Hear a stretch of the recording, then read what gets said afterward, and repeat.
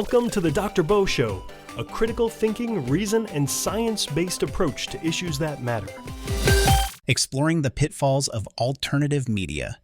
Unpack the issues with alternative media and discover guidelines for integrity. A humorous, informative dive into misconceptions and media responsibility. Hello, everyone. Welcome back to another episode of the Dr. Bo Show, where we dive into the swirling vortex of critical thinking, science, logic, and reasoning. I am your host, Jerry Sage. Today, we're going to peel back the layers of the onion that is alternative media and see if we can get through it without shedding a tear, or at least without needing a whole box of tissues. Now, before we dive in, let's set the stage. Picture this. It's just before the 2024 presidential election, and YouTube is practically drowning in videos with titles like "Trump is finished, campaign over."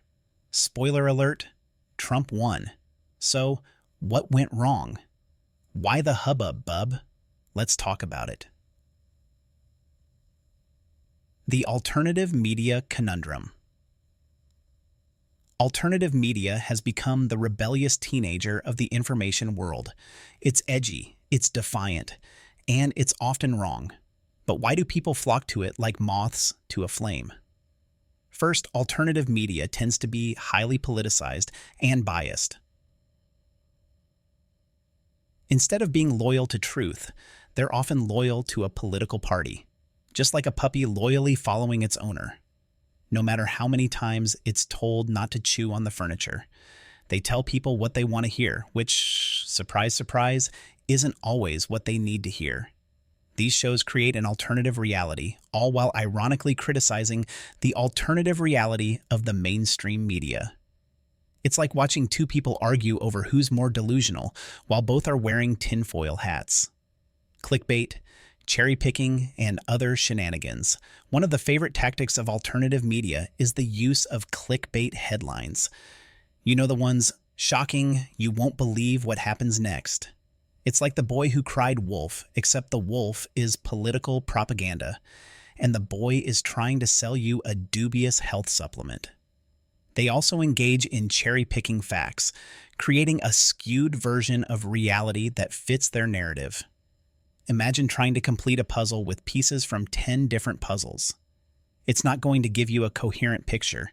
It's just confusing and, frankly, a little bit infuriating. Selling out for sponsorships. While alternative media criticizes the mainstream for being financially motivated, they're often hawking their own products through sponsorships. Need a dubious health supplement? How about a questionable survival kit? The irony is thicker than a bowl of oatmeal. Rules for integrity in alternative media. So, what can be done to bring some integrity back to alternative media? Here are a few rules they should consider. Fact check rigorously. Before hitting the publish button, make sure the information is accurate. Be transparent about biases. Acknowledge when there's a bias, rather than pretending to be completely objective. Avoid clickbait. Seriously, just don't do it. It's like junk food for the brain. Engage in critical thinking. Encourage the audience to think critically, not just follow blindly. Separate opinion from facts. Clearly distinguish between what's opinion and what's fact. Limit sponsorships. Don't let the need to sell products compromise the integrity of the information shared. By following these rules, alternative media can start to rebuild the trust they've so recklessly thrown away. It's a long road, but every journey begins with a single step, or, in this case, a single fact check. And speaking of journeys, if you're on a quest for knowledge, logic, and maybe a little bit of dry humor, why not visit Dr. Bo's bookstore? It's your one-stop shop for all things Dr. Bo, where you can find resources to sharpen your critical thinking skills and maybe learn a thing or two about this crazy world we live in. That's all for today, folks. Thanks for tuning in, and remember, stay curious, stay skeptical, and stay informed. Until next time. Conclusion. So, there you have it. a not-so-alternative take on alternative media. Let's keep the conversation going and see if we can make the media landscape a little less murky and a lot more trustworthy. Thanks for listening, and catch you on the flip side.